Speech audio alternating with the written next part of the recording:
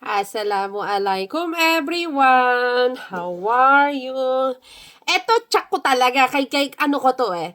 Kaklasmate ko talaga to. Kasi namumukaan ko talaga siya eh. Kaso dati, mapayat lang talaga siya. Eh ngayon, tumaba na siya. Pero may taling talaga siya sa muka. Talagang tanda ko yung taling niya sa mukha. Kaklasmate ko talaga siya, ha? Oh. Kasi dahil kaklasmate natin siya, at dahil naman tayo ay, ano naman, lagi ko naman siya nakikita sa natin, sa bahay natin. At ni-recruit pala siya na kapitbahay niya na si ano. Oh, mag-recruit din kayo, ha? Malay nyo. Ayan. Kaya bibigyan natin siya ng bag, yung dalawa niyang anak. Oh, basahin niyo dito, nasa taan. Dito yan, ha? Tingnan niyo, ha?